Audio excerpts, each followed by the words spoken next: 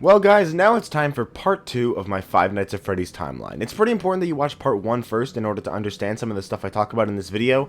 This section of the timeline is arguably the easiest to put together, but is also the most bloated as it goes from the missing children incident all the way to the FNaF 6 ending. This video is probably going to have the longest narrative, but also probably the shortest evidence section. I should also say that this will be a long video, which doesn't bode well for me because I'm currently sick, so I hope you have a high attention span, and also sorry about my voice. But anyways, let's go ahead and go on with part 2 of the Five Nights at Freddy's timeline.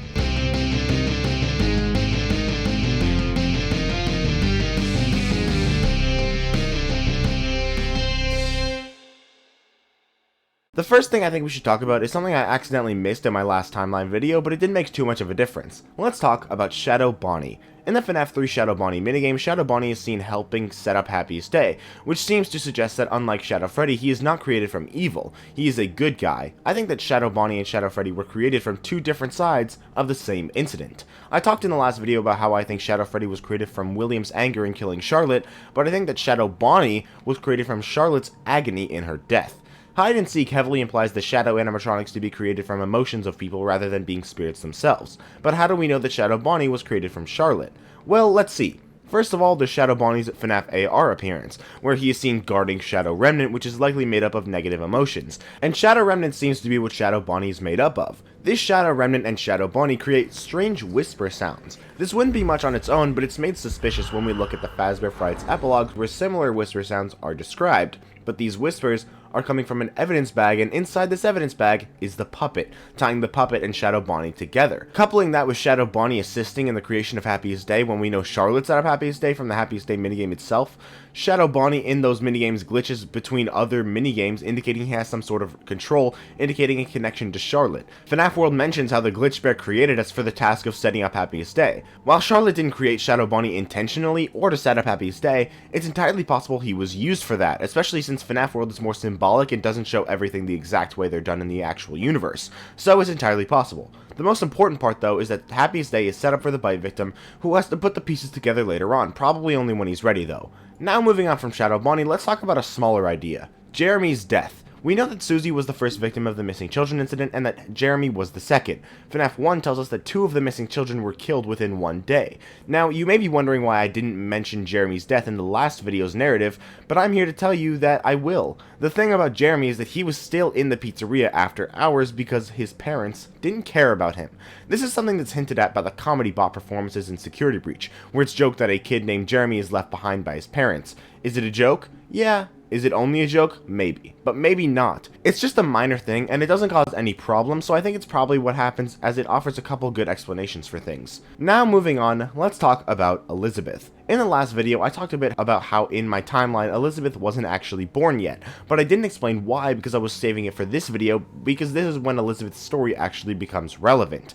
What really made me prone to this idea of Elizabeth being born after the Bite of 83 was the FNaF movie. While yes, the FNaF movie will almost definitely be in a different universe, this is also Scott we're talking about, and whether it's a different universe or not, it will absolutely provide lore for us, kinda like the Silver Eyes and Fazbear Frights. While the FNaF movie isn't out yet, we have gotten information about the characters, including Abby, who is Mike's younger sister.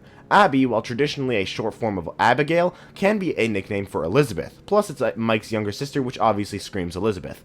Mike is apparently riddled with guilt over a tragedy in his past, obviously referring to the bite, yet Abby, Elizabeth, is still alive. This implies that Elizabeth died after the bite victim, but this doesn't explain why her room is empty in FNaF 4. It doesn't make sense, not unless Elizabeth wasn't actually born yet, and her room is empty because it was simply set up for when she would be born. The only thing that doesn't make sense about this is that in her room is not a crib but a regular bed. But to be fair, it could have just been a repurposed room that they hadn't swapped the bed out for yet, or it could have just been that Scott had different intentions at the time, or it could even just be a small inconsistency, and the minigame's designs are never really consistent anyway. Hell, Mike's skin is a completely different color in some of the minigames than others in FNaF 4, or it could just be a mixture of all three. Either way, more evidence suggests that Elizabeth wasn't born yet. The FNaF movie has been said to be about FNaF 1 by Scott himself, which takes place in 1993. Why does it take place in 1993? Well, for starters, there's the FNaF AR Fast Facts, which state that the Freddy's Pizza recipe was most popular from 1988 to 1993, which tells us that this is the time frame that the FNaF 1 location was open. The paycheck also lines up with 1993, and so does the date, which is November 12th on Night 5. 1993 is one of the few years that falls within that date being on a Friday, as it should be, and it's the only year that matches the date and also matches the paycheck of the time. There's also the fact that if Freddy's Pizza recipe was most popular until 1993, then that means the FNaF 1 location was open until 1993 at the earliest. But the newspapers from FNaF 1 say the location will close by year's end. That means the FNaF 1 could have been in 1993 or later, no sooner, and if it was later, then the date wouldn't match, and if the date did match, then the paycheck wouldn't match. So FNaF 1 is in 1993. In the FNaF movie, which is about FNaF 1, Abby is 10 years old, which would mean she was born in 1983. That would explain the bedroom because Elizabeth was already conceived, so they could have easily set up the bedroom ahead of time. There's also the fourth closet, where Circus Baby's Pizza World opens after Freddy's is closed for good, and after 1993. While Elizabeth dies before that in these books, it's never said exactly when, and could very well have also been post-1993. But in the games, Elizabeth dies when Circus Baby's Pizza World opens, getting it shut down in one day. So if Circus Baby's opens after FNaF 1, then Elizabeth would have to die after FNaF 1 too. However, the argument could be made that there's a slight difference with Elizabeth dying separately from the opening of Circus Baby's in the books, which is a valid argument, but there's also what the games themselves tell us. Or at least, I think this is what the games say. Now, I can't say for certain if this is real because I've only seen a few people talk about it and I couldn't figure out a way to check, so let me know in the comments or on Discord if it is real, but if not, then just ignore this part of the video. But back when Sister Location was on the horizon, there was a teaser that said, "Cancelled due to leaks." This was Scott's way of simultaneously trolling people and also providing a teaser, as there was text in the teaser talking about the closing of Circus Baby's Pizza World, supposedly due to gas leaks. But if you downloaded this teaser as a .text file, then you would have been provided with some extra text, claiming the following: "If anything, it was just too soon for an ambitious venture. There's still a bright future for Circus Baby, so be watching for her to appear at a neighborhood party near you." This implies that Circus Baby's entertainment and rental started right after Circus Baby's Pizza World shut down. That would place Elizabeth's death not super long before Sister Location. But how does this further the idea of Elizabeth not being born by FNaF 4? Doesn't that entirely depend on when Sister Location takes place? Well, yes, but I'm here to tell you that Sister Location is after the events of FNaF 1. I've explained this evidence before, so I'll just explain just how I explained last time. FNaF 6 was our first introduction to Remnant, but in that game we didn't really get much of an idea of what Remnant actually was. Remnant is shown in FNaF 6 to be something that the Scooper injects into things. Remnant exists in Molten Freddy, and it's claimed that whatever the source of the Remnant in Molten Freddy is actually inside the Scooper. So what is this Remnant? The fourth closet shows us that the spirit of the missing children are in the Funtimes. Molten Freddy is Ennard, which is the conglomeration of the Funtimes, meaning Molten Freddy contains the spirits. Remnant in Molten Freddy is made from the missing children, but how do we know all this is how it works in the games? Henry's goal in FNaF 6 is to set all the spirits free. He tells Charlotte in his final speech that it's time for her to rest with the ones that she's carried in her arms. Charlotte is free in Happiest Day alongside the missing children, meaning they're all set free at the same time as we see in FNaF 3. Some people argue that Happiest Day happens in FNaF 3 and therefore the spirits can't be in the Funtimes. However, when Scott was asked which ending of FNaF 3 was canon, he said that the answer is interesting and complex, but he didn't answer the question. This game was when things went a little bit crazy with like the mini games and stuff and the good ending and the bad ending. If you can answer this, which ending really happened? I've given a lot of thought as to whether or not I should answer this question. Okay. And the answer is very interesting.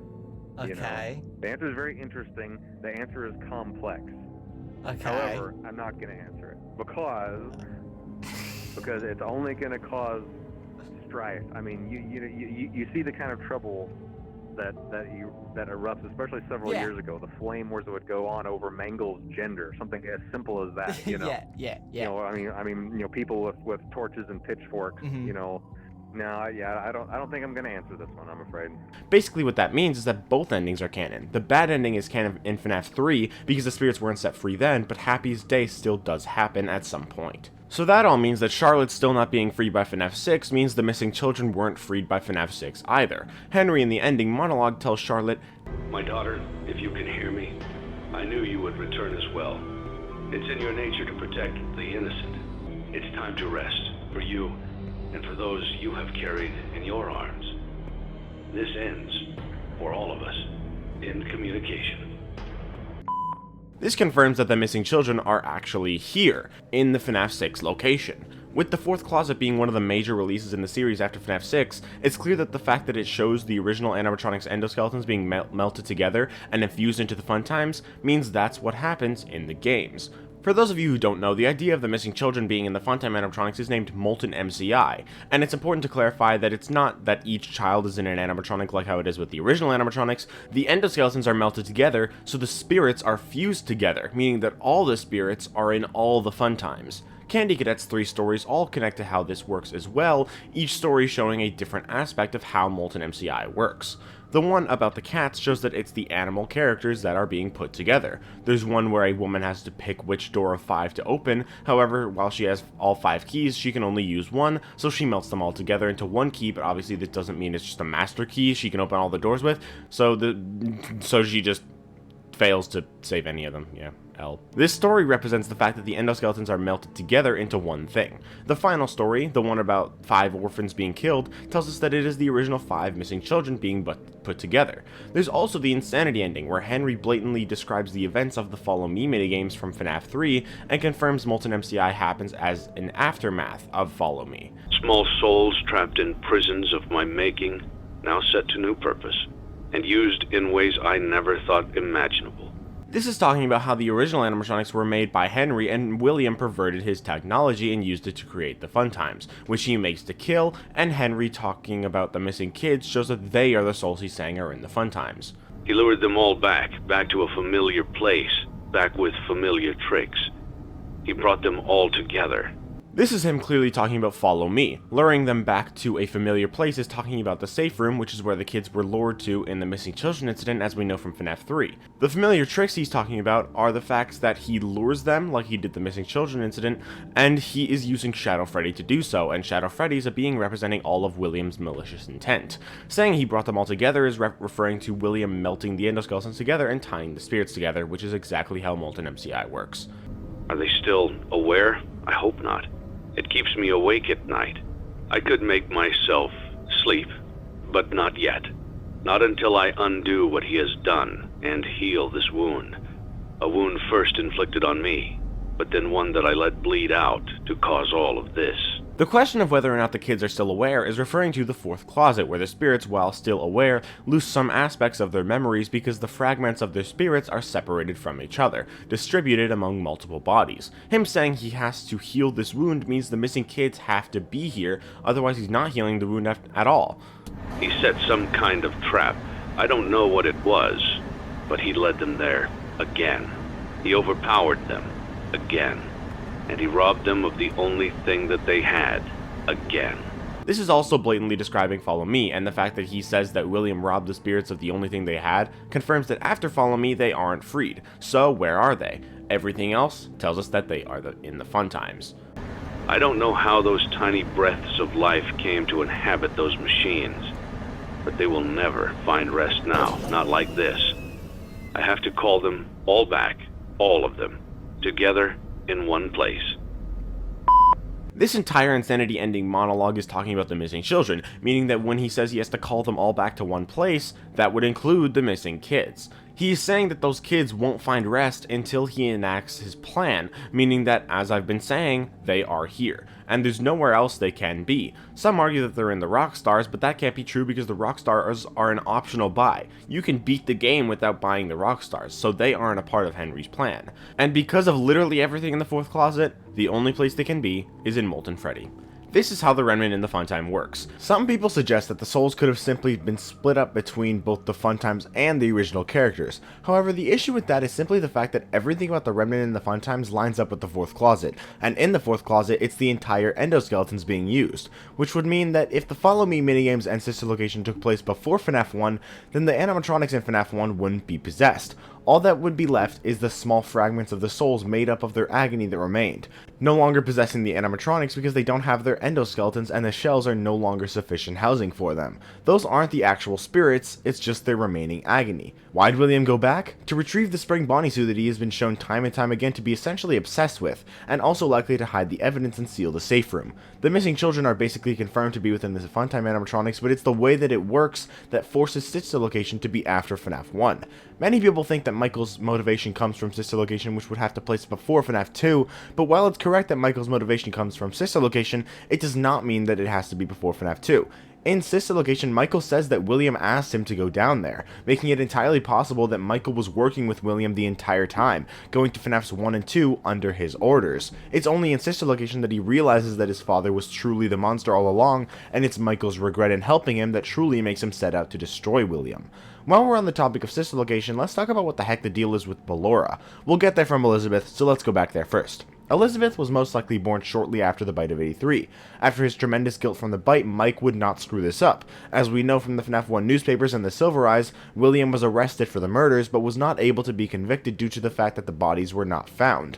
Although William wasn't found guilty, I think that Fazbear Entertainment would throw him off the company, as he did have to sneak in under a fake name, possibly Dave Miller, like in the Silver Eyes, in the second Freddy's location. While all the drama with William getting arrested and fired happens, most of the pressure is put onto Michael to take care of his sister, which would match what we see in the FNaF movie. But then, what about Elizabeth's mother? In my last video, I talked about how Mike has blue eyes and the bite victim has brown eyes, but Elizabeth has green eyes, implying that she was born to a different mother. However, some people were quick to point out that it is possible for a child to be born with a different eye color to both their parents if an ancestor, like a grandparent or something like that, has that eye color. However, while that's not very uncommon, it's also not super common, so while that could be the case, it also might not be. But there is another reason that I had Elizabeth be born to a different mother, and that's the simple fact that Mrs. Afton is implied by Fazbear Frights to have died prior to all the events of the games, but Elizabeth is born after the bite. That wouldn't really make sense because Mrs. Afton would be dead already by the time Elizabeth is born, implying she has a different mother. And of course, there's also the fact that we have two different ideas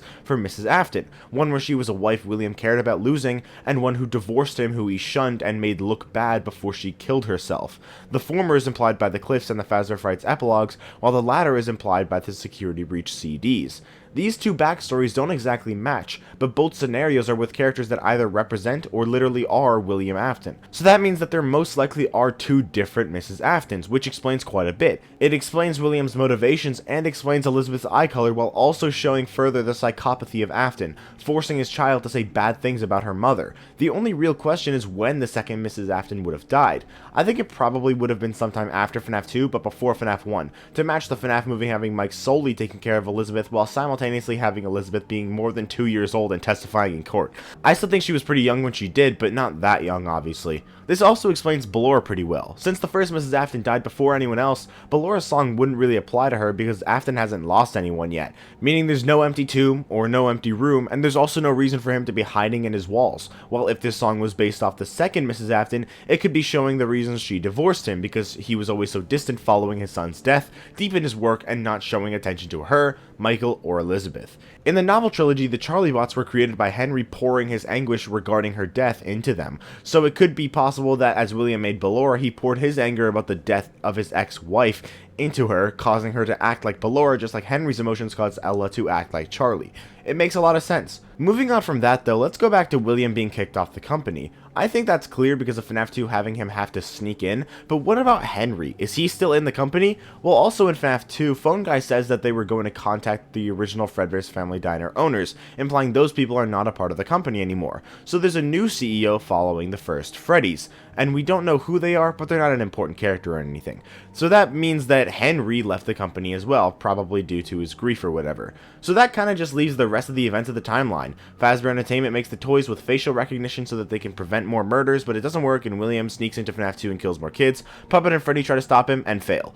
Anything else to talk about? Right, the bite of 87. Phone Guy says that he'll become the night guard when the place opens again. That implies that FNaF 2 was originally just going to close for the Save Them murders, but only temporarily. So what caused it to shut down completely? Since FNaF 2 was in 1987, it's very likely that it was the bite of 87 that got it shut down. Since Jeremy was switched to day shift right before the final party, he was probably the bite of 87 victim, but who bit him? Well, Toy Chica and Mangle are the only two animatronics that really could have. Toy Freddy and Toy Bonnie's jaws don't open in a way that would allow them to bite that hard, and the withers are stored away during the day. In Ultimate Custom Night, Toy Chica says that her beak is in our forehead, behind which is the frontal lobe, which is what was bitten in the bite of 87 according to Phone Guy in FNaF 1. The issue with it being Toy Chica though is simply the size of her beak. It doesn't seem big enough to bite a skull. Mangle, on the other hand, has a huge jaw that is clearly big enough to bite a head, and their jump scares coming down from the ceiling and aiming their jaws at our head. So I think Mangle is the most likely culprit for the bite of 87. So that's just about everything. The FNaF 4 nightmares I discussed in a recent video, and FNaF 3 and 6 are pretty self-explanatory. That's pretty much everything. But with all those pieces in place, let's create a narrative story out of it and see how it turns out. This ended up being a really long narrative, so strap in and let's start.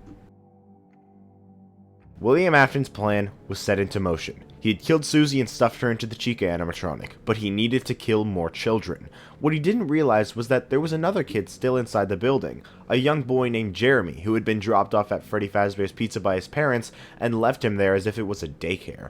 So what did William do? He lured Jeremy to the safe room and stuffed him into the Bonnie animatronic.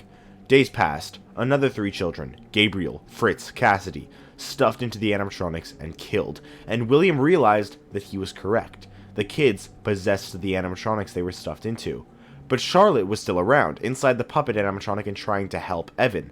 But when William kills 5 more children, Charlotte springs to action, working to ensure that unlike the missing children, Evan does not get trapped inside animatronics. She tries to get his help to set up an event that would free everyone's soul, but in doing so, what happened was exactly what they were trying to avoid. Evan's soul got trapped inside Golden Freddy along with the spirit of Cassidy. Charlotte couldn't help the other kids if there was no one left to help her, so she found something that could help her. When Charlotte was killed, anger from William Afton, her killer, produced an entity known as Shadow Freddy, but an entity was also created on Charlotte's side, created by her agony in her death, Shadow Bonnie. Shadow Bonnie was used to help Charlotte set up the pieces of Happiest Day. Now all that had to be done was Evan had to put the pieces together, but none of the spirits could be set free until they got closure. Afton had to be stopped, but unluckily for Charlotte, the opportunity passed. As it turns out, William was caught on the cameras luring the children away, which got him arrested. The one problem though was that the bodies of the children were not found. No one thought to check inside the animatronics, and so they had to let William go. But with William occupied, Michael had to get used to taking care of Elizabeth more and more. Despite not being convicted for the murders, William was kicked off the Fazbear Entertainment Company due to bad publicity. The safe rooms were shut down to avoid people being lured into there, and not long after, the bodies began to exude blood and mucus, which leaked out of the eyes and the mouths of the animatronics.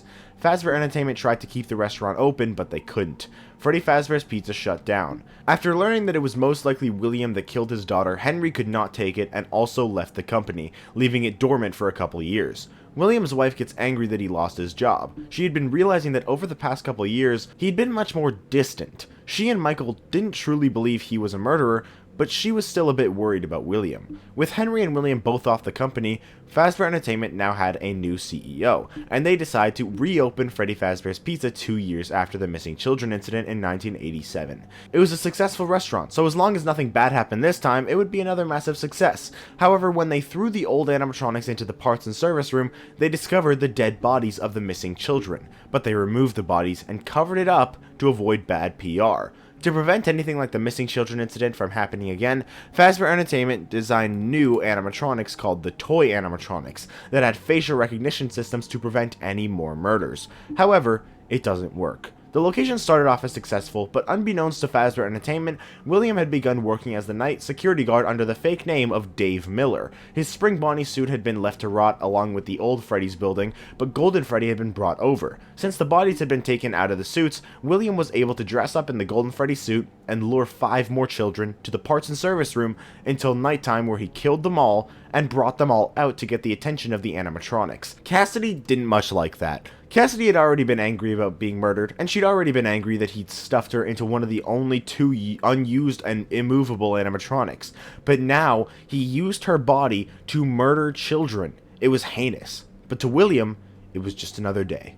William would now try to enact his plan. He tried to lure the animatronics to him and destroy them. However, he didn't expect that Charlotte would be guiding the spirits, protecting them. She got in the way of his plans. The bodies are inside the parts and service room for about a week while a new guard shows up to work the night shift named Jeremy Fitzgerald, with William now on the day shift. During his week on the job, the animatronics, including the toys, began attacking Jeremy. Why? Because the kids that William murdered possessed the toy animatronics. William intends to continue with his plans, but then he is discovered, being fired from the company once again, leaving the day shift open for the taking. the company begins to notice the abnormalities with the toy animatronics, and a police investigation is started. On Jeremy's 6th night working as the guard, the bodies are found and he is moved to day shift for the birthday on the following day, the final event for the location before it would shut down. The guy explaining everything to Jeremy over the phone tells Jeremy he'll take the night shift when the location reopens. The discovery of the dead children gets the animatronics riled up, especially Mangle, an animatronic that was essentially a ripped apart Foxy animatronic with an unhinged jaw. So when Jeremy was switched to day shift, Mangle lunged at him, mouth wide open, and bit him straight on the head. This event ended up becoming known as the Bite of 87. While the second Freddy's location was planned to open back up even after the dead bodies were found, the Bite of 87 just buried the location deep into the mud, getting it shut down after only a few short weeks of being open. But while the location was closed down, they still needed a guard to watch over the building. With William Afton now banned from Freddy's 2, he sends his son Michael to go to Freddy's to be the night guard, explaining how to defend himself and explaining what to do. He would have to work the animatronics programming and tamper with the animatronics. However, this tampering caused the animatronics to become more aggressive during Mike's night shift.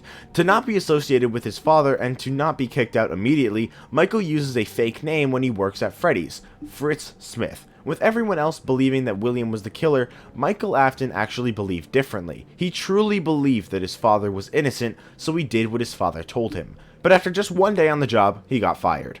Fazbear Entertainment had essentially gone bankrupt. Their second Freddy Fazbear's Pizza had been an absolute failure, causing them to lose a lot of money. So how could they get their money back? They had to open up a new Freddy's location, but with no money for new property or new animatronics, they reused the old ones. Freddy's 3 would be the same building as Freddy's 1, just refurbished with the old animatronics from Freddy's 1 repaired and redesigned. The safe room was still sealed up, the location was fixed up, and the animatronics were brought to the old building, and Freddy Fazbear's Pizza reopened 1 year later. The third Freddy Fazbear's Pizza opened in 1988. All things considered, the location was actually really successful. 6 out of 10 children preferred the Freddy's Pizza recipe over any other pizza, and the restaurant lasted for 6 whole years. But in the meantime, the Afton family wasn't doing so well.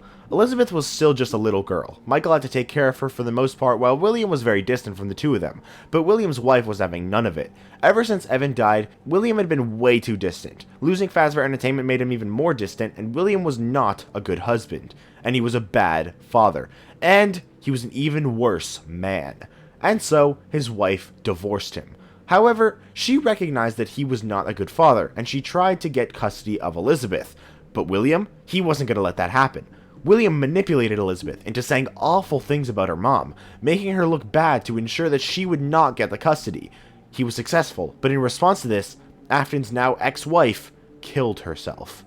Freddy Fazbear's Pizza was doing pretty well. The phone guy worked as the night security guard. It was great, but over time less and less people started visiting. Eventually Freddy Fazbear's Pizza was set to close by the end of 1993 because more and more people were getting uncomfortable with going to this location where children had died. Early in November of that year, the phone guy was set to stop working at Freddy's, so he left messages for the next night guard. However, in the middle of his week, his luck runs out, and Golden Freddy kills him. William then sends Michael in as the next Freddy security guard. But this time, William didn't decide not to do it himself because he couldn't, but rather he sent Michael to do it because Michael was disposable. But Michael still just believed he was helping his father, still completely unaware of the psychopath that he was working with. So he went along with William. He worked at Freddy's for about a week and was fired once again for tampering with the animatronics and his odor. About another month goes by, and Freddy Fazbear's Pizza shuts down. 1994. William Afton starts his own company following the closing of Freddy's. He calls it Afton Robotics, and he begins work on new animatronics, his own animatronics. All 4 of the animatronics were based on the different members of his family: Funtime Freddy, Evan; Funtime Foxy, Michael; Ballora, his dead ex-wife; and Circus Baby, Elizabeth. However, all these animatronics had one thing in common: they were all designed to kill. William designed these animatronics to kill more children, and he created a restaurant for which they would do that: Circus Baby's Pizza World. William also created his own Springlock suit, because although they were cancelled all those years ago for safety, when did William ever care about safety? This suit would be for him to use in scenarios when the animatronics didn't do their jobs or when he just wanted to do things himself. However, what Afton didn't expect was for Elizabeth to be obsessed with Circus Baby.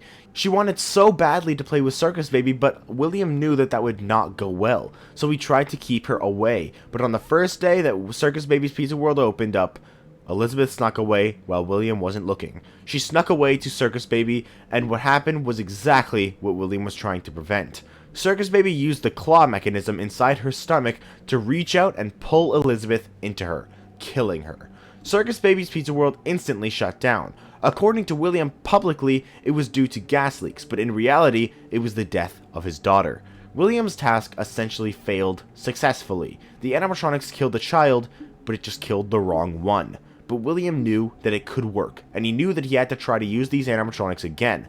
But this time, he took a different approach. Rather than a restaurant, William created a rental service called Circus Baby's Entertainment and Rental, and the main factory for this rental service would be easy to access underneath William's house. He tossed all the Funtime animatronics down there and hired more people to keep the business running were he to leave for whatever reason. But he still had his plan that he wanted to enact back in 1987, but was unable to. Now with Freddy Fazbear's Pizza broken and rotting, the building had no guards and no one to stop him. With the help of Shadow Freddy, William's rage monster, William lured Freddy, Bonnie, Chica, and Foxy to the safe room at the abandoned Freddy Fazbear's Pizza and tore them apart, collecting all of their endoskeletons.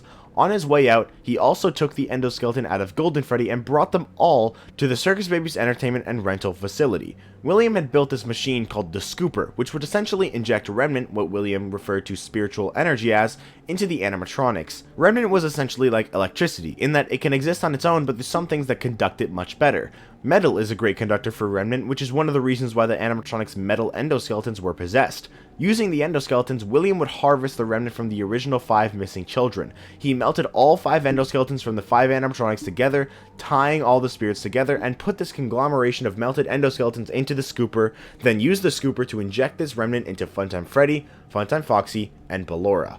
This was the key. All the death surrounding William was appalling, not because he hated murdering people or that he was sad about it, but because William didn't want to die.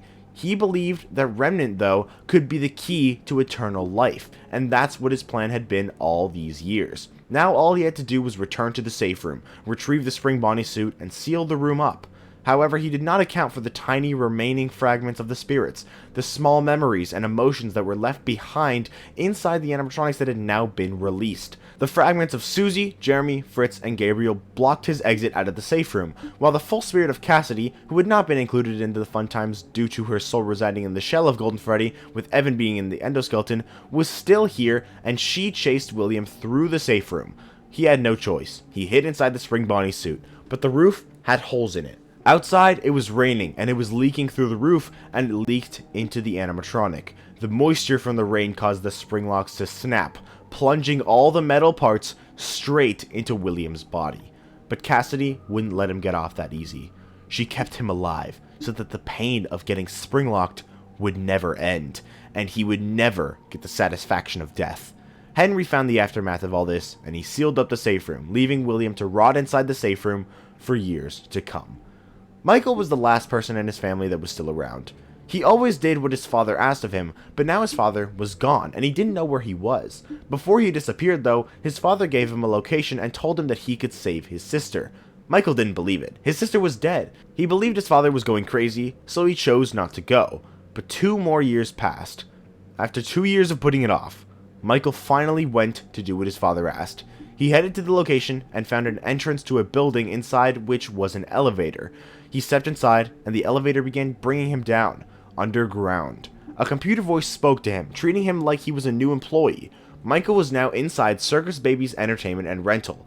The first night went by easily, and he would watch soap operas after his shifts, but every night, more and more crazy things happened. Michael met Circus Baby, who seemed to be trying to help him, telling him what to do to defend himself from the animatronics that were inside the factory, but Michael had to do some pretty simple tasks, repairing electricity, fixing up animatronics, but the animatronics would also attack him, and he would have to defend himself. One night, he was attacked by Funtime Foxy and kidnapped for the night. The next night, people were searching for him but couldn't find him.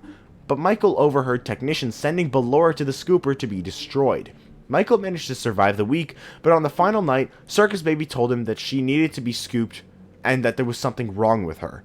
Michael helped her. He headed to the scooping room, avoiding what was supposedly Ballora, but it wasn't. Michael had been being manipulated all week by Circus Baby, who had now contained the spirit of Michael's sister, Elizabeth, and the Funtime animatronics were all scooped. Their endoskeletons combined together all into one entity, with Circus Baby as the main boss. And when Michael learned this, he was scooped. The combined entity, Ennard, used Michael's body almost as a skin suit, with Michael unable to control his body in the backseat, while Ennard used his body to escape Circus Baby's entertainment and rental. But Michael's body began to rot. His organs had been scooped out, and the remaining blood he had was being pushed up against his skin, essentially turning his skin purple.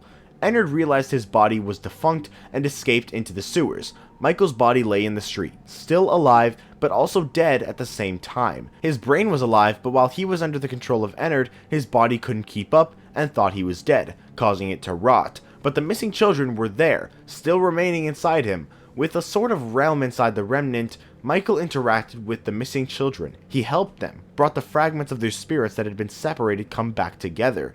He helped them remember the past, and he helped them become whole again. So what did they do? They kept Michael alive, even through his rotting body. His organs and eyes had been gone, but the remnant inside Michael grew them back. Michael stood back up. He was alive. But then, Michael realized what was really happening here. Inside Circus Baby's entertainment and rental, he discovered blueprints of the Funtime animatronics. Each of them had details that helped them lure and capture children. Michael finally realized the truth. William had built the Funtime animatronics to kill children. It was true. All those years ago, Michael stood by his father, truly believing him to be innocent, but it was true. William was the killer. Michael was appalled. He couldn't believe he'd stuck by his father for so long. His murderous father, for all these years, doing his bidding and helping him in any way that he could. But not only did William murder children, those children were still around. Their spirits had been inside the Funtime animatronics and now Ennard, and they'd prevented him from dying. Over the course of a few days, Michael stays at home, and the remnant manages to heal his body, essentially making him a normal human again, at least regarding his body, but his mind? No. Michael was a completely different man, through and through. Now, Michael had a different goal. He had to fix his mistake. He had to stop William once and for all, and he vows that he will find William. So he goes searching. Years go by. Searching. Searching. Where was William Afton? Years go by of Michael trying to find William, but he couldn't find him. Anywhere. Assuming William was gone for good, Michael gave up. He met a woman. He married her. He started a family. He had a daughter in 2009, and he named her Vanessa. Michael lived his life to the fullest, believing full well that it was over. But Elizabeth and the missing kids thought differently. With the missing kids being much more aware after Michael helped them, they didn't exactly get along with Elizabeth anymore. After a long time of trying to work together, the missing kids couldn't take it anymore. They booted Circus Baby out of Ennard. Both Ennard and Circus Baby returned to Circus Baby's entertainment and rental, the exit now perfectly open for them to leave as they wish, and they found some of their old parts to rebuild themselves. Circus Baby used parts of her old body as well as the claw inside her chest, moving it to her hand. Ennard used Funtime Freddy to rebuild itself, and this marks the creation of Scrap Baby and Molten Freddy. More years pass. Many years. Now it's 2023. Michael is happily married with a 14-year-old daughter, and he wants nothing to do with his old life. However, other people worship the urban legends of the murders at the old Freddy Fazbear's Pizza locations, so much so that a group of people created Fazbear's Fright, the horror attraction, essentially a horror attraction based on all the Fazbear murders. They salvaged parts from the old locations and things like that, but despite Michael's old goal to stop William, he no longer wanted anything to do with Freddy Fazbear's. He's completely lost sight of his goal. He deliberately chose not to work at Fazbear's Fright. However, Evan was having none of it. You see, Evan was inside the Funtime animatronics along with the other missing children, excluding Cassidy, meaning that when Michael was injected with Remnant and helped the kids, he was also helping his brother too. But with the Remnant still residing inside Michael Afton, Evan was still there too. Until now, he understood. He knew Michael had good intentions. He'd forgiven him because he knew it was an accident, and he knew that Michael was trying to make up for his mistakes. But now, Michael was deliberately avoiding it. He understood why, but he also knew that William was still around, and he knew that Michael had to stop him. He needed to remind him of everything that had happened. He needed to show Michael the nightmarish experiences that William had put Evan through. He needed to remind Michael of his experiences at Freddy's 2 and 3. He showed him the bedroom. He showed him the nightmare animatronics. but most importantly, he showed Michael the IV drip and flowers to symbolize Evan's own death. And he also showed Michael just a glimpse of what William had become through a toy that resembled his current self.